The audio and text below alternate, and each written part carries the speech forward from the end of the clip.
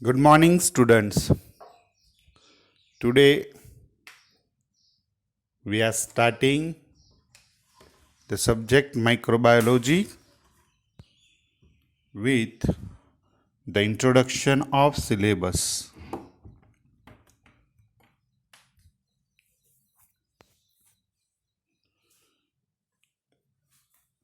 BSc Microbiology CBCS structure. CBCS means Choice Based Credit System, which was implemented in 2011. The paper code is MB101. MB stands for microbiology and 101 means first paper of semester 1, 101. The name of paper is Introduction to Microbiology and Microbial Diversity, means introduction to microbiology, microbiology का परिचय and microbial diversity, जैविक विविधता micro organisms की.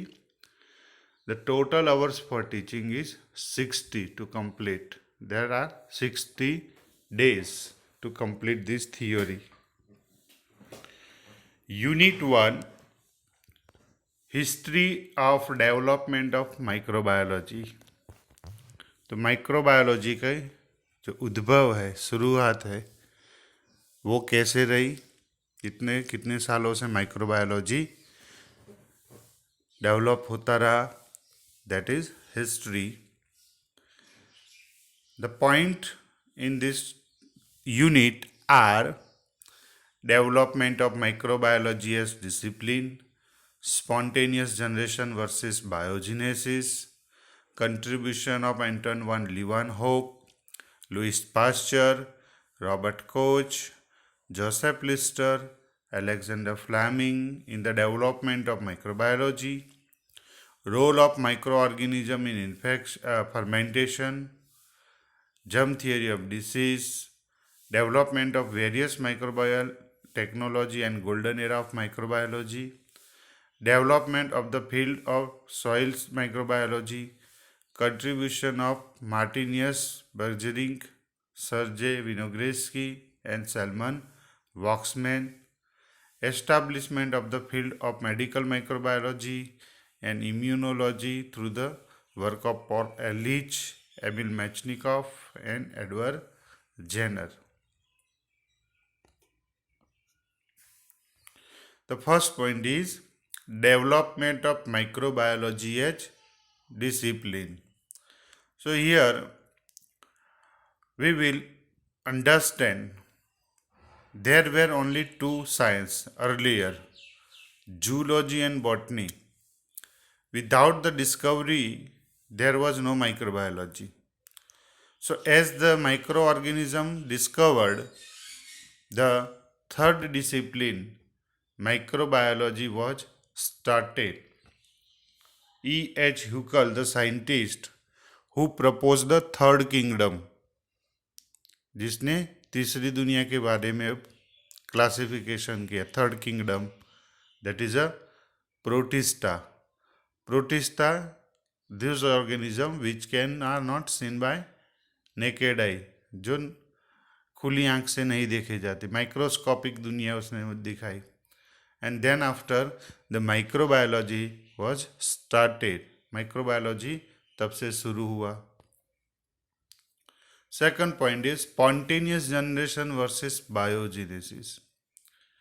Spontaneous generation मतलब कि दुनिया में 1600-1500 साल या उससे भी पहले ऐसा माना जाता है कि माइक्रो ऑर्गेनिज्म या जीव जंतु जो भी है, they are generated by the god. Goddess Jia creates all the nature organism.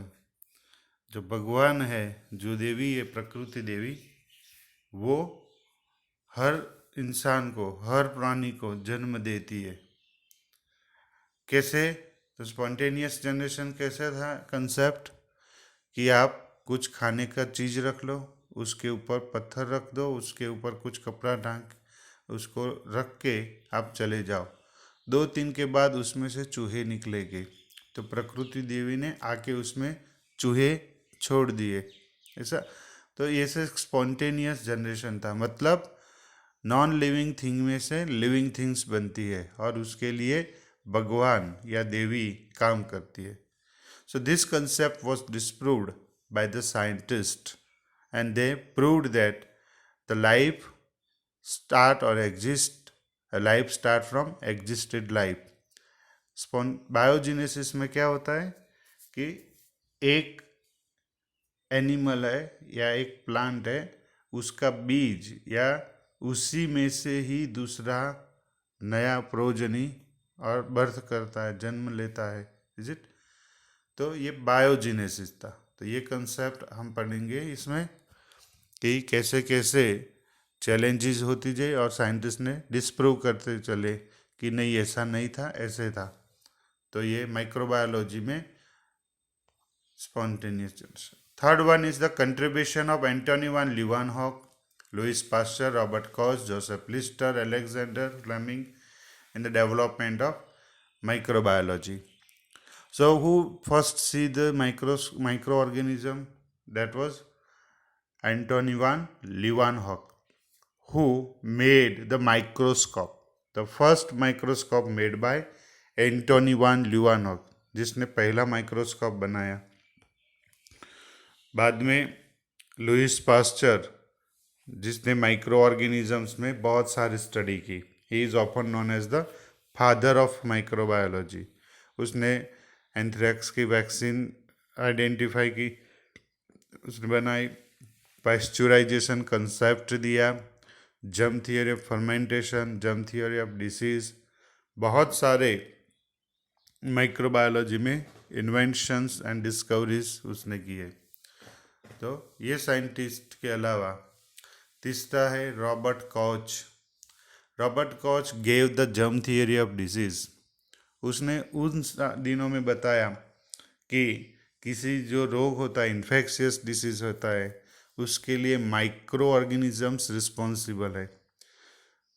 Germs are responsible to cause disease. उससे पहले ऐसा माना जाता था कि रोग होने पर कोई दवा नहीं काम करेगी, कोई धागा करना है, भगवान है वो कोपायमान हो गए, बराबर नाराज हो गई प्रकृति और इतने सारे लोग को वो सजा दे रही है। फिर बाद में रॉबर्ट कोच ने जर्म थियरी ऑफ डिसीज दिया और उसने बताया कि जो भी डिसीज हो रहे उसके लिए कोई भगवान रिस्पॉन्सिबल नहीं है, पर ये माइक्रो ऑर्गेनिजम्स रिस्पॉन्सिबल है जो हेल्दी में नहीं पाए जाते पर एक पेशेंट हो उसमें आते हैं। अगर पेशेंट का ब्लड लेके हम हेल्दी में डालेंगे तो हेल्दी व्यक्ति भी फिर से वो पेशेंट बन जाएगा और वही माइक्रो ऑर्गेनिज्म उसकी बॉडी से भी निकलेंगे। So he gave the concept of germ theory of disease, यानी रोग के लिए माइक्रो ऑर्गेनिजम्स रिस्पॉन्सिबल है, ऐसा रॉबर्ट कोच ने आइडेंटिफाई किया। फिर है Joseph Lister. In the figure second figure you can see he is praying something. तो वो ऑपरेशन के थिएटर में जब भी किसी को शस्त्रक्रिया ऑपरेशन किया जाता था तब उसको इन्फेक्शंस लगते थे। तब जोसेफ लिस्टर ने फिनॉल, तो फिनॉल जो है उसको स्प्रेड किया।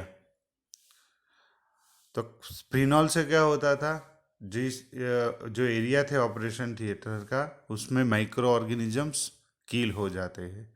सो उसने वैसे माइक्रो ऑर्गेनिज्म को किल करने के लिए, कंट्रोल करने के लिए डिसइंफेक्टेंट का यूज़ किया first time. So Joseph Lister discovered the first phenol as a disinfectant and spraying the phenol continuously during the operation, okay, और उससे जो इन्फेक्शन का खतरा था वो कम हो जाता था। तो डिसइंफेक्शन माइक्रोबियल कंट्रोल का कंसेप्ट यहाँ से शुरू हुआ। उसके बाद तीसरा साइंटिस्ट है अलेक्जेंडर फ्लेमिंग। हम आज जितनी भी एंटीबायोटिक खा रहे हैं उसमें से सबसे पहले एंटीबायोटिक किसने आइडेंटिफाइड की? He was a Alexander Fleming. Alexander Fleming discovered the first antibiotic penicillin from the fungi penicillium notatum. तो उसने कैसे आइडेंटिफाई की, वो सारी चीज़ हम इसके थियरी में. Role of micro organism in fermentation, germ theory of disease. तो ये बात अभी मैंने बोली रॉबर्ट कोच. तो यहाँ पे आप देख सकते हो कोच पोस्टुलेट, उसी ने बताया. ये 4 है, उसने 4 चीज़ें तराशी. उसके पोस्टुलेट्स क्या थे कि the micro organism must be found in all organism suffering from the disease. जो इन्फेक्शियस डिसीज है उसके बॉडी में आपको इन्फेक्शंस के माइक्रो ऑर्गेनिज्म मिलेंगे. तो अभी मैं डिटेल में नहीं जा रहा, सिलेबस सिर्फ अंडरस्टैंड कर रहे हैं हम. तो ये चीज़ थी. उसके बाद फिर जर्म थियरी ऑफ डिसीज उसने दी. Germ theory of fermentation, Louis Pasteur जो थे उन्होंने बताया कि ऑक्सीजन के सिवा भी माइक्रो ऑर्गेनिजम्स जिंदा रहते हैं. अजारक श्वसन उसको हम बोलेंगे. और यहाँ पे fermentation. So we are aware with the fermentation. जो भी हम घर में कुछ चीज़ बनाते हैं जिसमें आथा आता है, ओके, तो वो फर्मेंटेशन होगा. फर्मेंटेशन से वो सब चीज़ सारी फ्लफी और सॉफ्ट हो जाएगी, जैसे इडली, ढोकला, जलेबी. तो उस सारे में फर्मेंटेशन जरूरी है. तो fermentation is caused by the east, and yeast can grow without oxygen, and this concept was given by Louis Pasteur.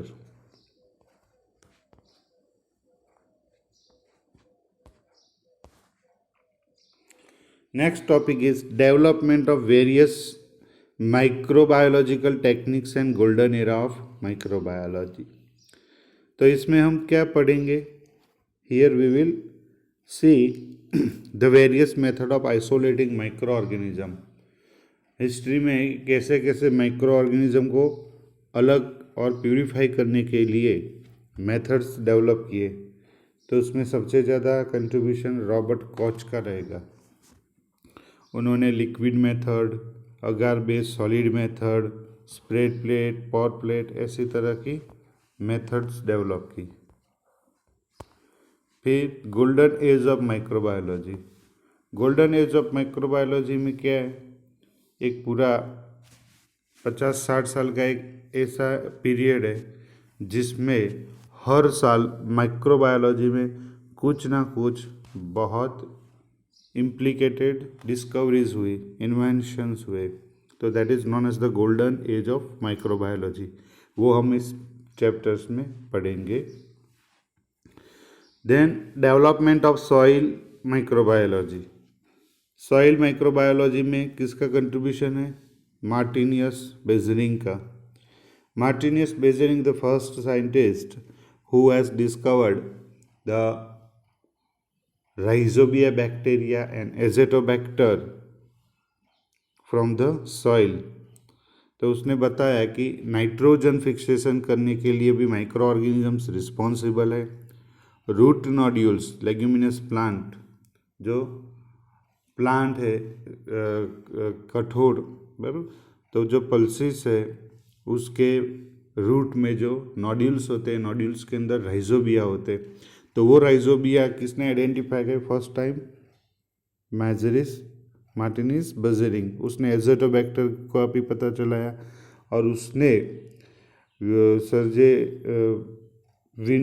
इवानोवास्की के साथ मिलके टोबैको मोज़ेक वायरस, जो प्लांट डिसीज है टोबैको का, तो उसमें वायरस होते हैं.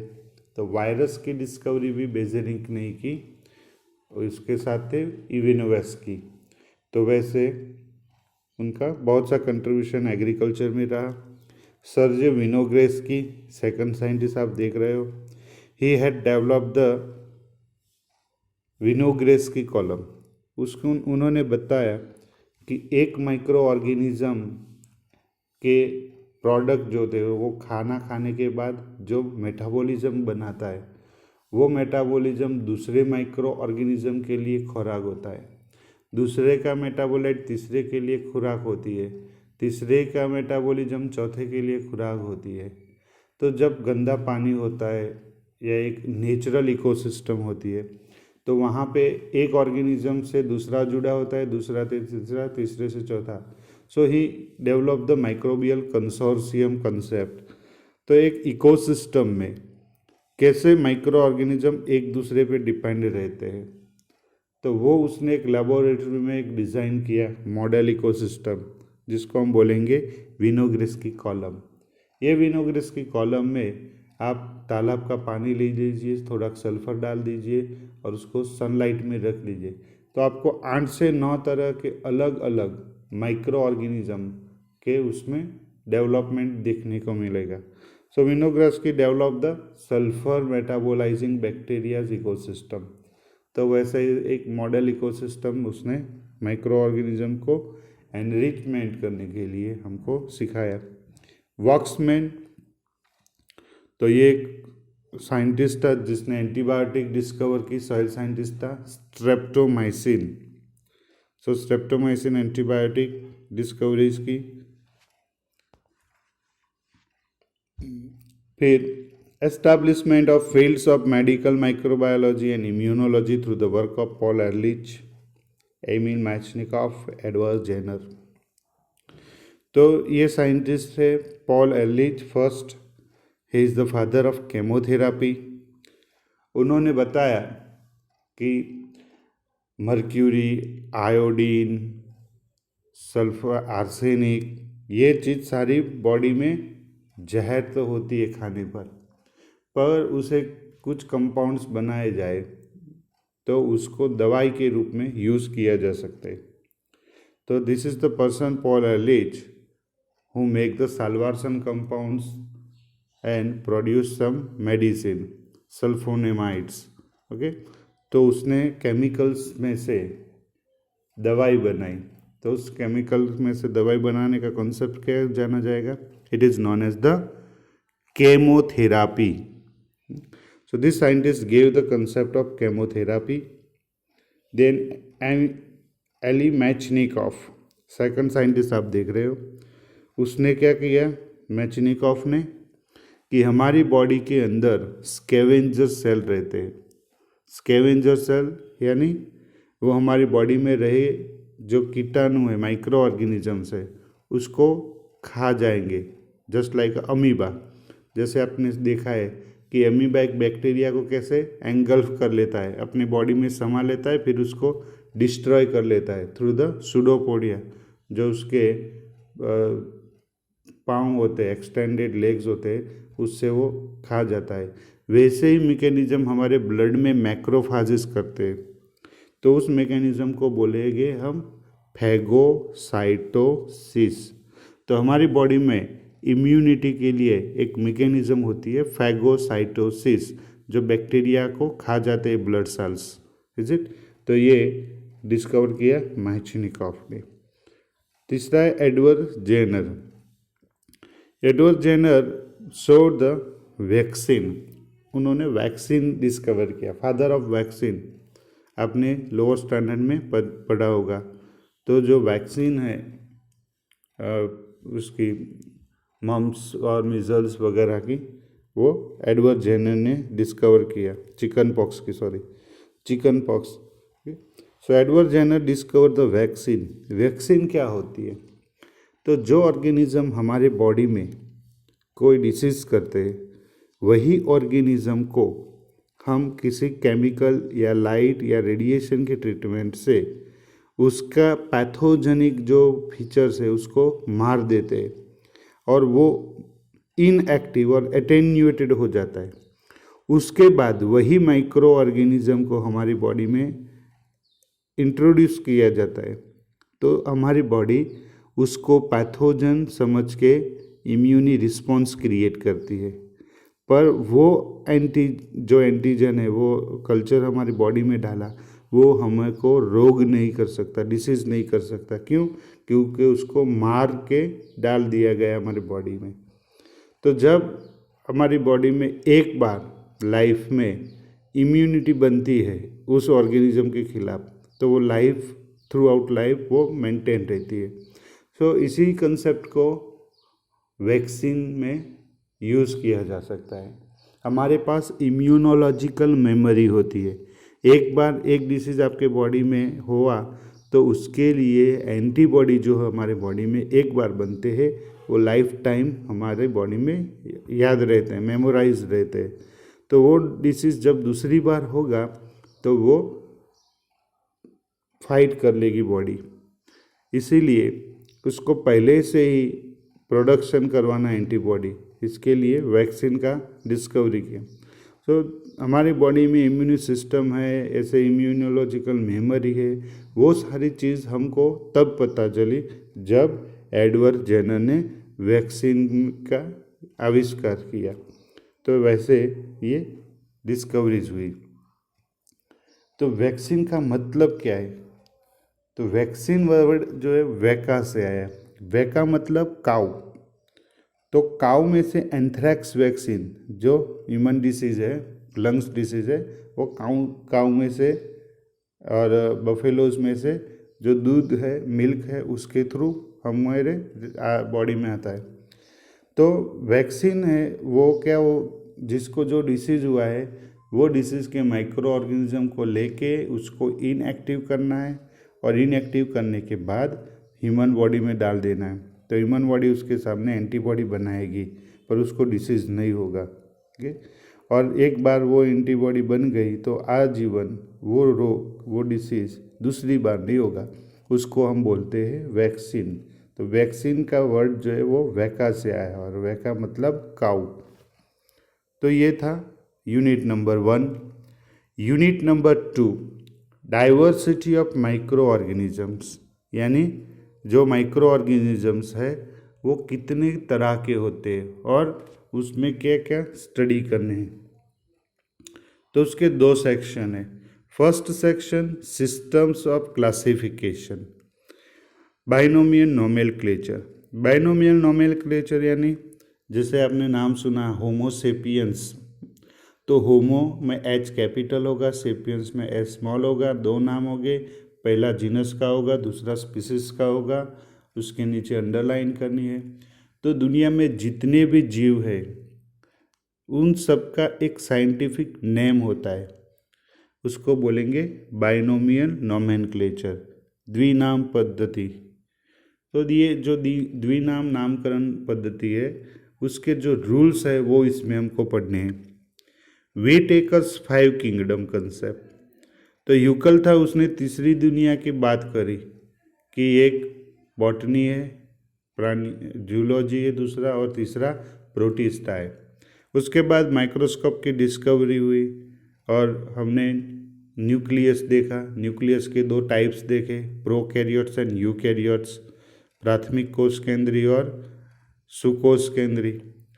तो ये सारी चीज़ मिला के वी टेकर ने 5 दुनिया वाली क्लासिफिकेशन सिस्टम बनाई, 5 किंगडम कंसेप्ट। उसमें सबसे नीचे था मोनेरा।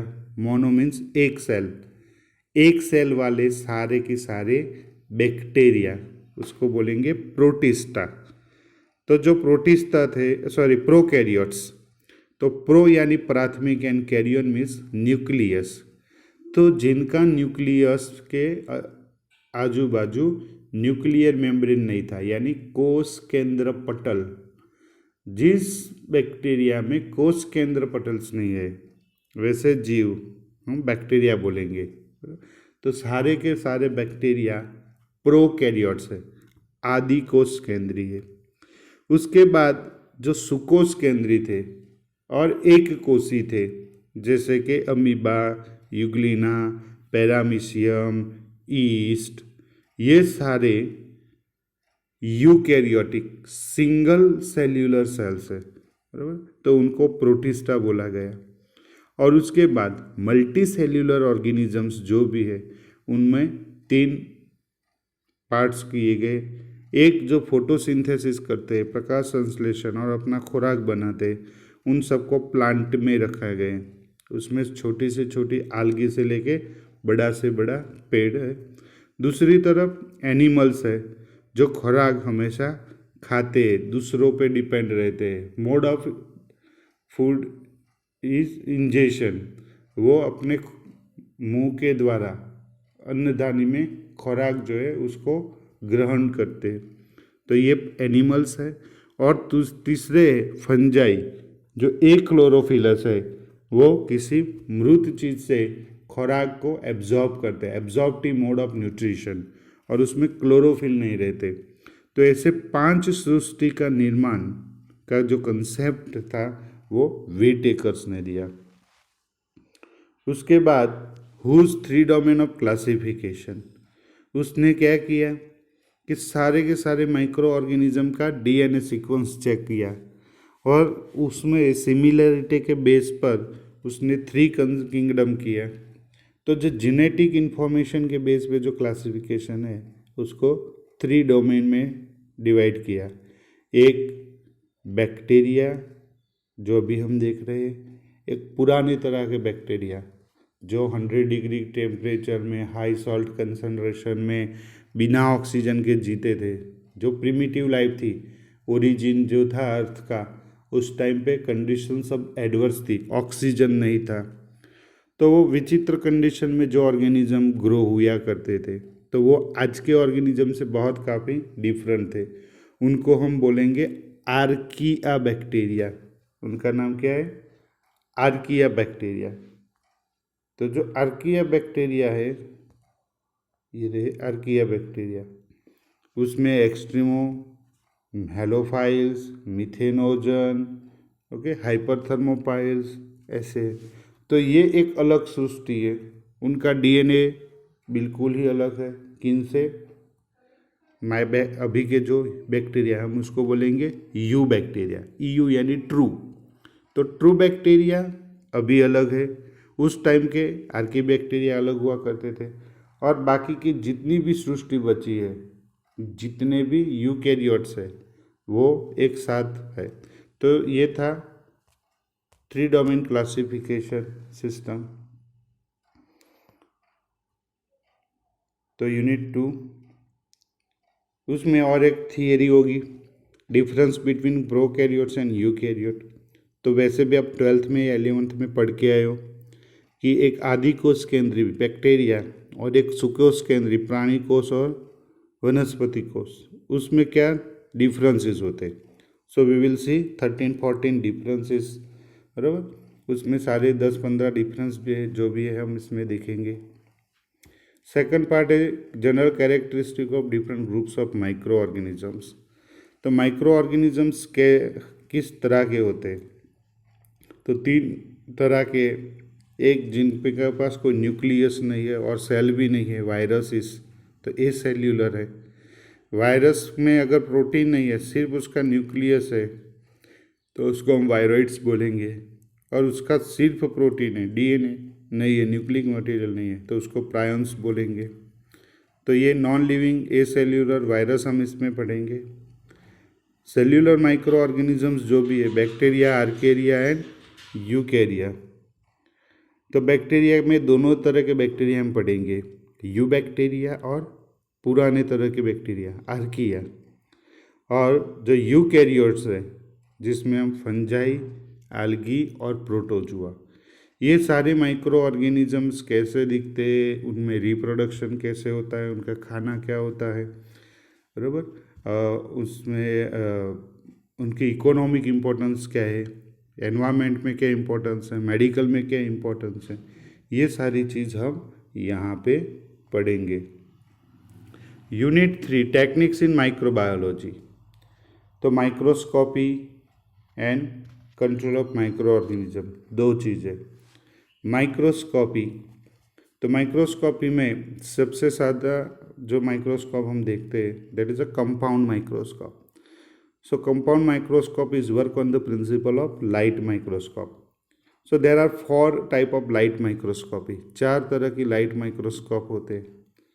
एक bright field, dark field, phase contrast and fluorescent.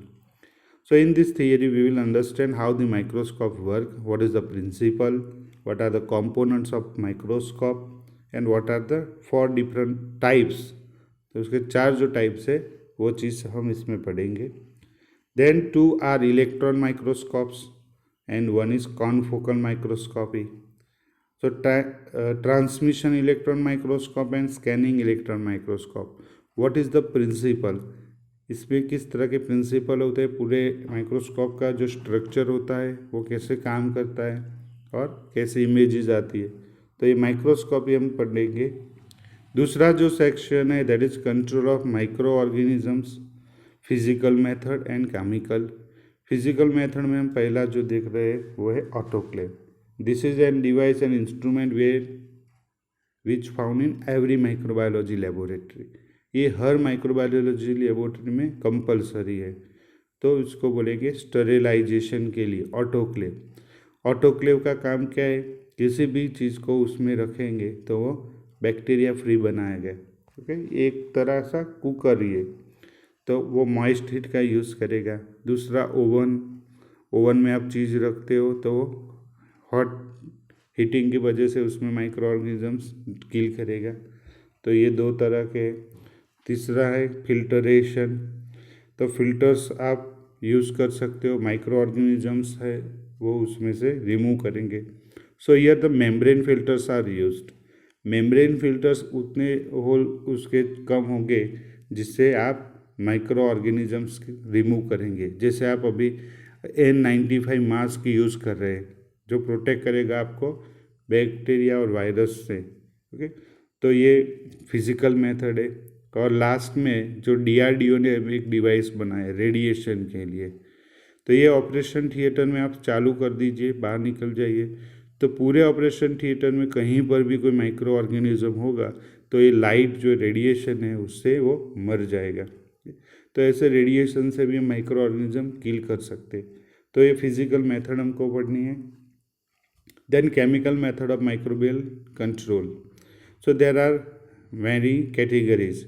आपको फिनाइल और फिनोलिक कंपाउंड है, अल्कोहल्स है, इथेनॉल, मिथेनॉल, फिर हेलोजन्स है, क्लोरीन, आयोडीन, ब्रोमीन, ऐसे केमिकल्स है, आयोडीन अलग से।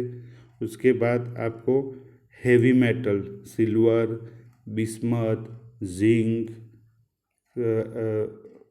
गोल्ड, तो ये सारी चीज़ें, मर्क्यूरी, लेड, ये भी यूज़ हो जाती है माइक्रो ऑर्गेनिज्म को किल्स करने के लिए। Then quaternary ammonium compounds and detergents, aldehydes, जैसे फॉर्माल्डिहाइड्स आपके जूलॉजी की लेबोरेटरी में थे, स्पेसिमेंस बचा के रखते थे उसमें, बराबर प्रिजर्व करते थे। तो ये सारे केमिकल्स, फिर कुछ गैसेस है, फॉर्मिलिन, इथिलीन ऑक्साइड, देन डाइज, तो ये सारी चीज़ें माइक्रो ऑर्गेनिज्म को किल करने के लिए यूज होती है। तो ये सारे कंसेप्ट हम कहाँ पे किस चीज़ में होते हैं, ये सारे हम इस टॉपिक में पढ़ेंगे। Okay, control of micro organism. तो ये था third unit, and the last fourth unit is comprising the scope of microbiology और ब्रांचेज ऑफ माइक्रोबायोलॉजी और एरिया ऑफ माइक्रोबायोलॉजी, कि पूरी माइक्रोबायोलॉजी में किस तरह के फील्ड्स होते हैं। तो पहला है water and waste water microbiology. तो वेस्ट वाटर माइक्रोबायोलॉजी में जो पीने का पानी है वो पानी में माइक्रो ऑर्गेनिजम्स कहाँ से आते हैं, what are the source of micro organism. फिर उससे हमको क्या डिसीज़ होते हैं, वाटर बॉर्न माइक्रो डिसीजेज, उसको काउंट कैसे किया है, microbial analysis of drinking water, वो हमको सीखना है। और how we can purify the drinking water, तो उस पानी को पीने लायक कैसे बनाया जाए, what are the methods of drinking water treatment, ये सारी चीज़ हमको वाटर माइक्रोबायोलॉजी में पढ़नी है। दूसरा है वेस्ट वाटर माइक्रोबायोलॉजी। तो जो वेस्ट वाटर है, जो सिटी या विलेजेस में से डोमेस्टिक वेस्ट निकलेगा, इंडस्ट्रियल वेस्ट निकलेगा, तो ये सारा जो पानी है उसको नॉर्मल वाटर कैसे बनाया जाए, तो उसके physical treatment, chemical treatment and biological treatment होते हैं। जो बायोलॉजिकल ट्रीटमेंट है उसमें fix film and suspended film की तरह की ट्रीटमेंट्स होती है। तो ये सारी ट्रीटमेंट, उसके कंसेप्ट, उसका मेज़रमेंट, बायोलॉजिकल ऑक्सीजन डिमांड, हम उसको मेज़र करेंगे। तो ये सारे कंसेप्ट और इसका एप्लीकेशन कहाँ पे है, बराबर। तो ये सब हम जानेंगे water and waste water microbiology में क्या पढ़ना है, और उसका पेपर आएगा आपको सेमेस्टर 3 में। ब्रांचेज ऑफ माइक्रोबायोलॉजी में सॉइल एंड एग्रीकल्चर। तो सॉइल के अंदर जो माइक्रो ऑर्गेनिज्म रहते हैं वो पूरा सॉइल जो है उसको फर्टिलाइज करेंगे, राइजोबिया, एज़ोटोबैक्टर। और दूसरी तरफ क्या होता है, कुछ माइक्रो ऑर्गेनिज्म जो डिसीज करते हैं, प्लांट इन्फेक्शंस करेंगे। तो सॉइल माइक्रोबायोलॉजी और एग्रीकल्चर माइक्रोबायोलॉजी में हम दोनों ही तरह के माइक्रो ऑर्गेनिज्म के बारे में यूज़ करेंगे कि how they improve the plant quality और how they diminish the plant, बराबर। तो जो क्रॉप है, प्लांट है, उसको कैसे अफेक्ट करेंगे। उसके बाद हम क्या पढ़ेंगे कि how this micro organisms can be use for eco friendly product. जैसे हम बायो फर्टिलाइज़र बना सकते हैं, bio insecticide, bio pesticides.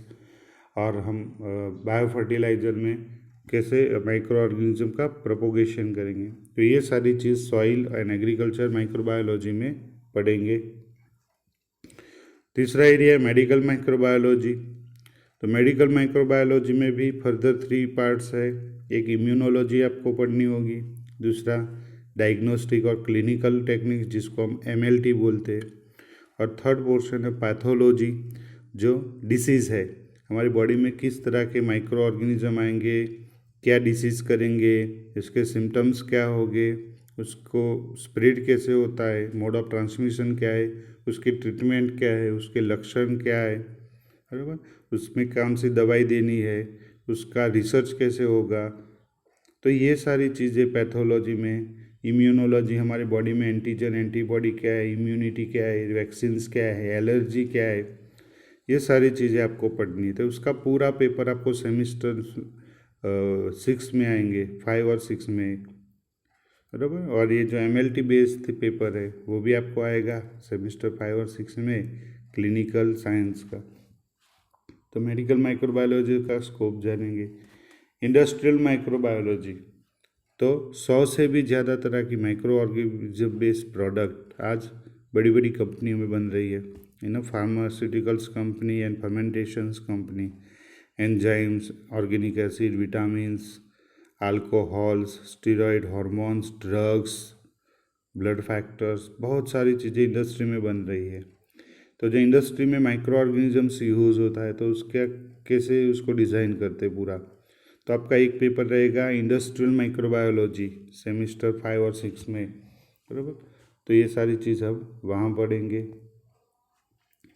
Environmental microbiology, तो जो पॉल्यूशन है उसमें माइक्रो ऑर्गेनिजम्स का रोल कैसा है, और how we can use the micro organism to reduce the pollution, जिसको बोलेंगे बायो रेमिडिएशन।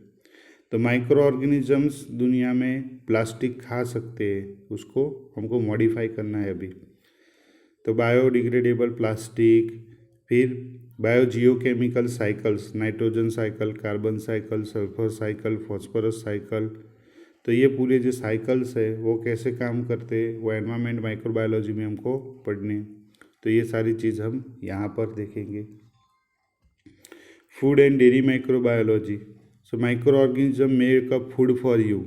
तो चीज़, पनीर, बटर, ये सारी जो योगर्ट, कैफीर और फर्मेंटेड फूड है, जो पिकल्स, देन व्हाट से खुमीस, टोफू, नोरी, ये सारे फर्मेंटेड फूड है।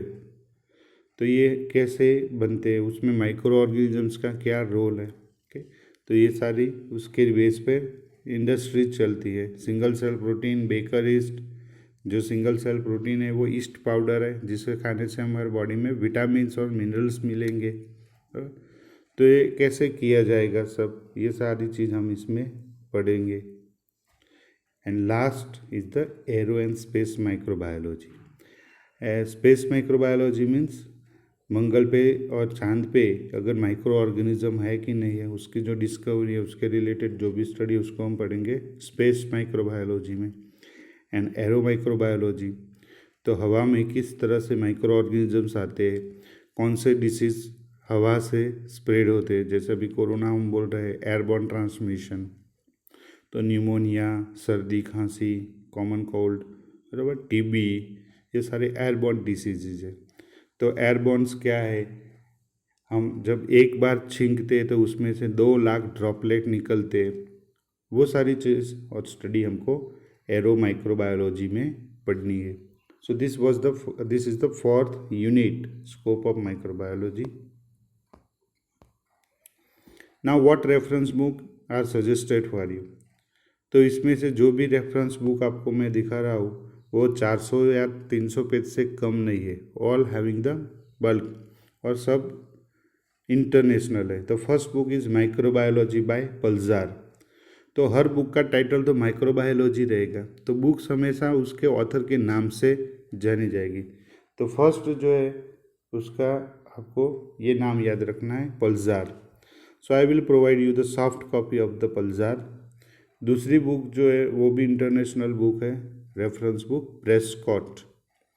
तीसरा जो है उसका नाम है टॉर्टोरा।